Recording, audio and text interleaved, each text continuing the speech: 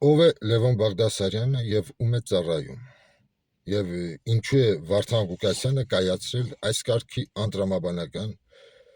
որոշումներ։ Բարև ձեզ։ Ուրեմն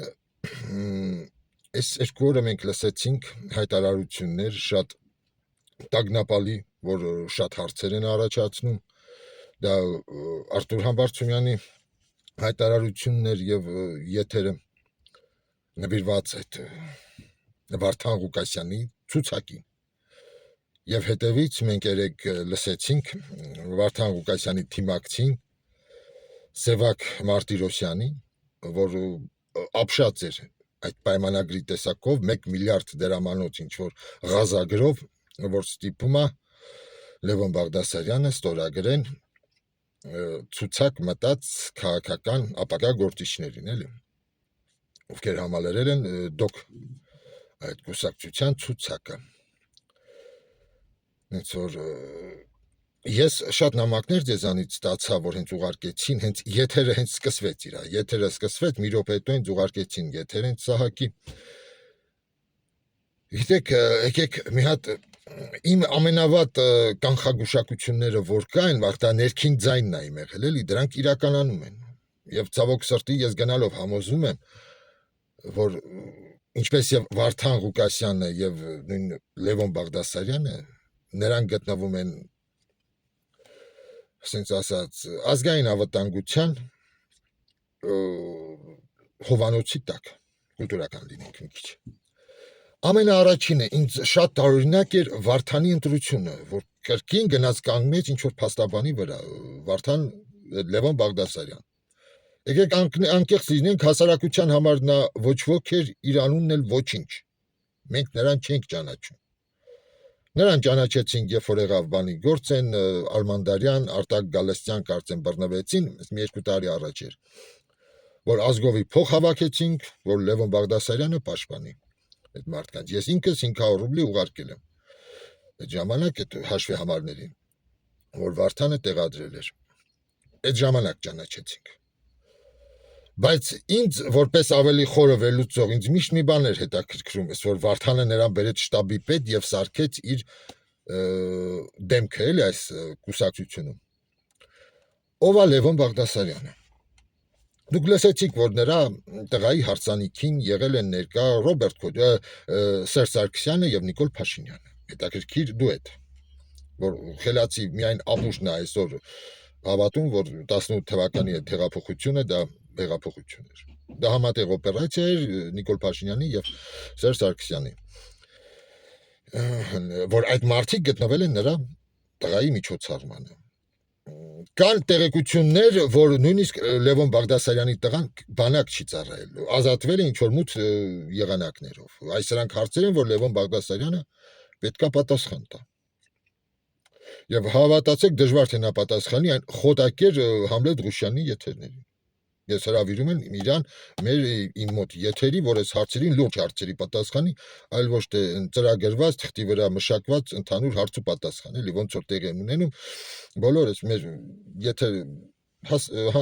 համացանցում գտնվող մեծամասամբ այդ խոսակցությունները, այդ ինտերվյուները, այդ բնույթն են կրում։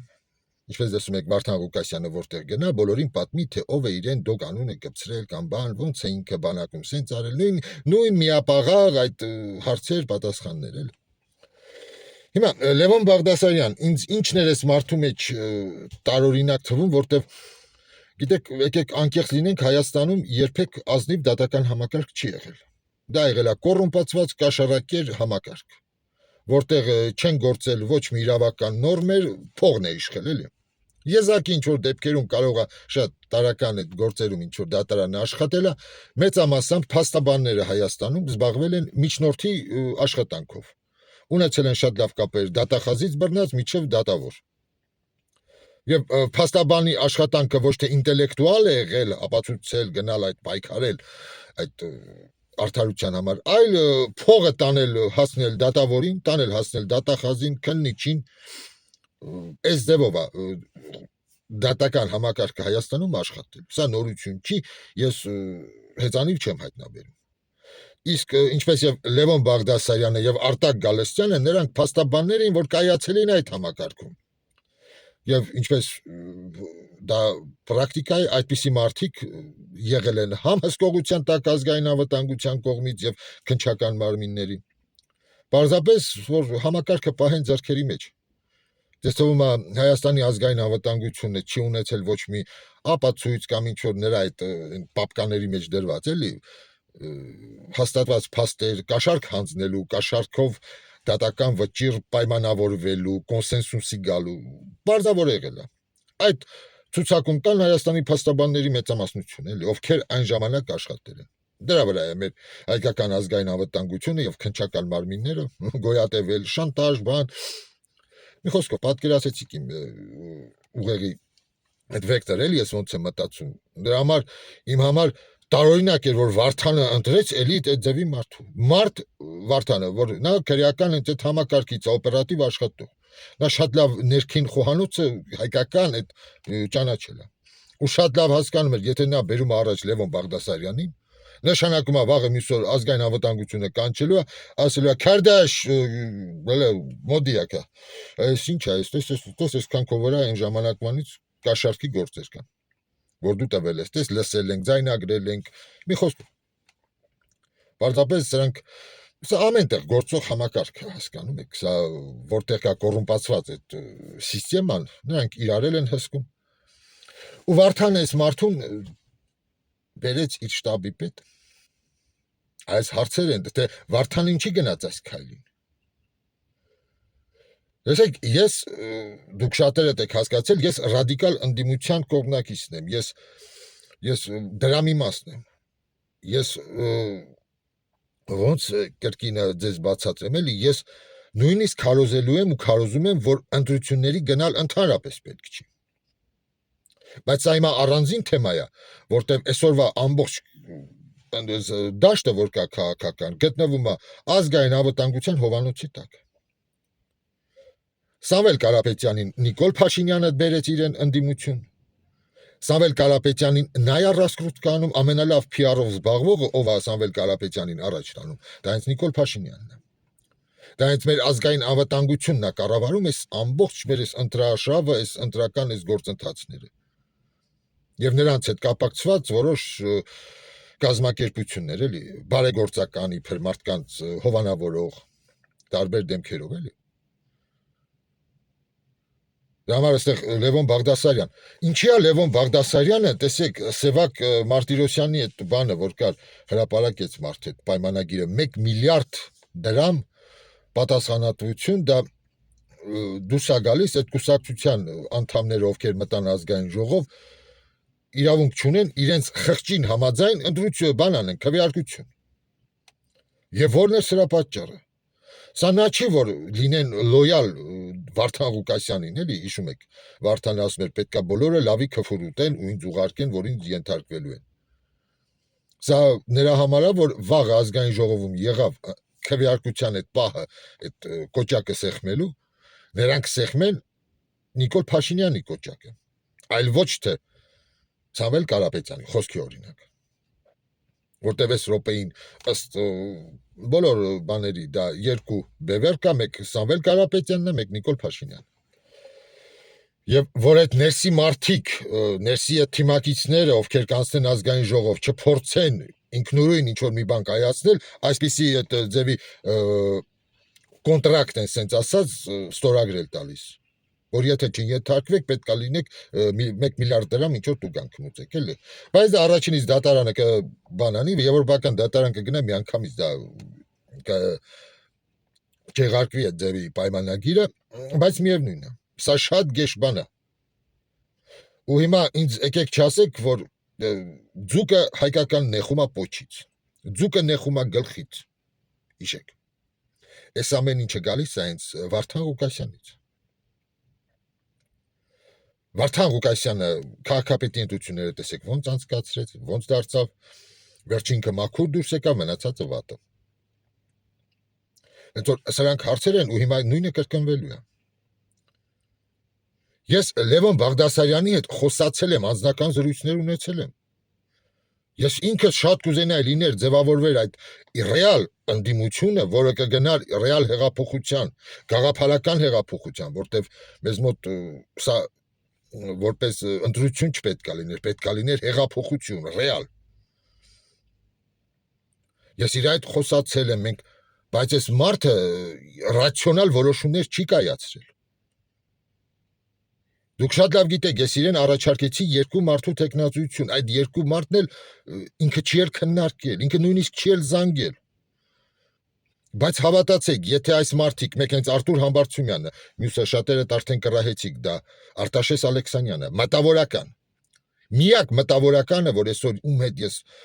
օրինակ քթել եմ, ճանաչել եմ մեր դաշտում, դա Արտաշես Ալեքսանյանն է, որ պարկեշտ է։ Եվ ռադիկալ է տրամադրված այս փոփոխությունների հարցում, որ անվանում է բոլոր սրիկաներին, ես նրա հետ համամիտ եմ, հայի անձնագիր կրող երից թուրքեր է անվանում, ու ճիշտ էլ ասում է։ Հային այլասերողը դա երից թուրքն է, հայի անձնագրով։ Այս ձևի մարդիկ իրենց թիմում տեղ չունեցան, ու ես Լևոն Բաղդասարյանի հետ խոսացել եմ, դրա համար դուք հենց հարց տվեք, ինչու չես զանգել։ Կարող են Արշակ Կարապետյանը, այն անինքնասեր ու գնդապետը, թե նա ավելի մեծ ինչ-որ համբավ ուներ հանրության մոտ, քան թե բանը, Արտաշես Ալեքսանյան կամ Համբարձումյան Արթուրը, ևս ռադիկալ տրամադրված քաղաքական գործիչ։ Ես շատերի հետ եմ խոսացել,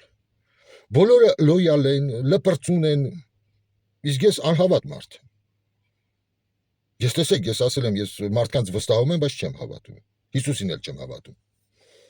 ջհուդական հեքիաթագրքին, բայց հավատացել եմ Արտուր Համբարձումյանին, հավատում եմ բանին, Արտաշես Ալեքսանյանին, որպես պարկեշտ մարդկանց։ Եվ եթե լսել եք իմ հաղորդումները կար, առաջին մաս, երկրորդ, երկուսուկես, սա թող լինի երրորդ մասը։ Հենց որ հիմա վերլուծեք, թե ում է ծառայում Վարդան Ղուկասյանը եւ Լևոն Բաղդասարյանը։ Ինչի է Վարդան Ղուկասյանը կայացնում այս ձևի անդրամաբանական որոշումներ եւ սխալ։ Ես մի բան էլ ասեմ, ես Լևոն Բաղդասարյանին ես շատ անգամ ասում եմ, քաղաքական գործունեության մեջ մարդ պետք է լինի միձինի, մարդ պետք է հաճելի արտաքին ունենա, որտեվ ընտրողը, ինչպես եւ գովազդվող ապրանքը, այդ գովազդող մարդուն արտաքինիներ են նայում։ Դրա մասին ես մի հատ լեկցիա կարդացի Քենեդի հաղթանակի այդ ընտրություններում, ոնց հաղթեց Նիքսոնի։ Նա ավելի համակրելի էր։ Դրա համար քաղաքականության մեջ եկեք սա չընդունեք ինչ-որ վիրավորական խոսք մարդու տգեղ արտաքինին, բայց դա եւս հաշվի են առնում քաղաքական որոշում կայացնելուց, թե ում առաջադրեն, որ այդ մարդուն ընտրողը, ասենց ասած, այդ պրոդուկտը առնի, բայց Լևոն Բաղդասարյանին նայում ես, կներեք, ես ասում եմ էլի, դե հիմա ես եթե լինեի նկարիչ ու ուզենայի նկարեի տականքի, միգուցե այդ տիպաժը վերցնեի, էլի։ Վիրավորական թող չլինի սա մարդու արտաքինի նկատմամբ, բայց ինչը ճիշտն է, եկեք ճիշտը խոսենք, էլի։ Այդ մարդուն նայում ես, դու արդեն նրա մեջ այդ կեղծավորությունը, նա իմ հետ խոսելուց էլ, նա անկեղծ չէր, ես դա շատ լավ զգում էի։ Ես նրան խնդրեցի լինել իմ հետ անկեղծ, բայց ինքն ինձ հետ խոսած ինչպես սովորական շարքային ինչ-որ մի հատ ֆորմալ ինչ-որ մեկ լրագրողի հետ էլի։ Դիվանագիտական եւ այդ իրավաբանական տերմիններ օգտագործելով, լոյալության, թատերական, Ստանիսլավսկու ոճով ինչ-որ դերասանի տպավորություն թողեց ինձ մոտ։ Դրա համար սրանք հարցեր են, որ ես հիմա զանգել եմ Միացյալ Նահանգներ մի հատ տեղական շլապայով, որ Վարդան Ղուկասյանին ծնունդ է շնորհավորում։ Ուզում եմ ասեմ, հեսա կապի չեն դուրս գալիս։ Ընդհանրապես Վարդանի հետ կապ ունեցող շատ մարդկանց հետ փորձել եմ շփվել, իմ հետ կապերը խզել են։ Մարդիկ չեն կարողանում ինձ պատասխանել։ Ուզում եմ ասեմ այդ տղաներին, ինչպես եւ զանգել եմ բանին էլ, իրար հետ են շնորհավորում։ Այն Կայարանի տղային Կայարանցի հետ են, որ ասում տղեկ, եկեք մի հատ այդ Վարդանին զանգեք, ասեք, այ ախպեր, ես ում ես հավաքել, ես դու կուրս ես ինչա կատարում։ Ես մարկանցել եմ ուղարկի Վարդանի մոտ, տեսեք, չկա։ Դուրս է գալիս, որ իսկապես դրա այս աճացրեց Հայաստանի ազգային անվտանգությունը, հասցրեց այսօրվան ու հիմա էլ ոնց պետք է օգտագործում են։ Իսկ ես Լևոն Բաղդասարյանի հետ տեսեք այս նույն զրույցները որ կար, դե Վարդանը փակված էր, Վարդանի հետ չէր լինում խոսալ։ Ես Լևոն Բաղդասյանին պրոյեկտ առաջարկեցի, հավատացեք, եթե նա խելք ունենար, գնար այդ իմ ասած առաջարկին, երբ որ բերեր առաջի դեմքը սարքեր ոչ թե Վարդանին, Վարդանը միանշանակ չի լինելու, Համբարձումյան Արտուրին, եւ առաջի համաների մեջ մտցներ հենց Արտաշես Ալեքսանյանին, որպես եկող երկրի պրեզիդենտ, այս խրտվիլակի փոխարեն որ ունենք, պարկեշտ մարդ, Գարեգին Նժդե, այդ շքանշանը կրող մարդ, որ պատերազմով անցած, սև հովազ ջոկատում եղած հայրենասեր մաքուր պարկեշտ մարդ, ով կկայացներ այդ որոշումները, ում նշանակի դատավոր, դատական համակարգին վերաբերվող, դավադիր պետականա դրուժ փաստաթղթեր չստորագրեր։ Ես Արտաշես Ալեքսանյանի վրա համոզված էի, որ նա ինձ կներ այդ պարկեշտ պրեզիդենտը, ու մարդ, որ կկարողանար այս ձևի մարդիկ պետքա բուժեին հասարակությանը, կոնսոլիդացնեին, հավաքեին, համախմբեին, այս պարակտված, արհեստական պարակտված այս իրավիճակը։ Մենք այս քննարկել ենք Լևոն Բաղդասարյանի հետ։ Դրա համար ես համոզված եմ, որ երբեք Լևոն Բաղդասարանին հաղթանակը Լևոն Բաղդասարյանը պետքա պայքարի այնքան, որ չխանգարեր Սամվել Կարապետյանին։ Իմ ասած շարժման դեպքում, երբ որ այդ կուսակցությունը ղեկավարեին այդ ձևի մարդիկ, հավատացեք, Սամվել Կարապետյանը կընկներ, գցենք Գուրգեն Սիմոնյանի ու բանի, էլի, առաջ կընկներ, սենց ասած, Գագոյից մի քիչ ավելի առաջ։ Իսկ ազգային ժողով կմտներ մի հատ մեծ թիմ, եթե Լևոն Բաղդասարյանը ճիշտ որոշում կայացներ, այլ ոչ թե առաջնորդվեր Հայաստանի ազգային անվտանգության կոնսուլտանտների խորհուրդներով, որտեղ մարդը նույնիսկ չի զանգահարել, ոչ Արտուրին Համբարձումյան, ոչ Արտաշեսին Ալեքսանյան, բայց ես խոսացել եմ, տվել եմ կոորդինատները, ես առաջարկել եմ, ես հասկացեք, ես մտածում եմ նորմալ իշխանափոխության, հեղափոխության մասին, որ մարդկանց ուղեղներում պետք է լիներ։ Համար հələ միակ դուք ձեր կարծիքը գրեք, այսօր Վարդան Ղուկասյանը ով է։ Պարզապես ստեղծելա սեկտա, որ մարդիկ առանց տրամաբանելու հավատան իրան, իսկ ինքը անի այս ձևի քայլեր։ Նենց որ սրանք հարցեր են, որ չկա պատասխան։ Մարդկանց եմ ես ուղարկել Միացյալ Նահանգներ, խնդրել եմ մարդկանց, որ գնան, առաջարկեն, հայրենասեր մարդիկ, նվիրված, իրեն հետ ծանոթ կապ ունեցող մարդիկ։ Ոմանց չի ընդունել, ոմանք հրաժարվել են, ոմանք իմ հետ խոսելուց հետո, իմ առաջարկներից հետո ընդհանրապես ինձ գցել են սև ցուցակ, չգիտես ինչի, որ իմ զանգերին էլ չպատասխանեն ու չխոսեն։ Ինչի։ Հետո կասեք ձուկը պոչից է հոտում, ձուկը գլխից է հոտում, հավատացեք, գլխից։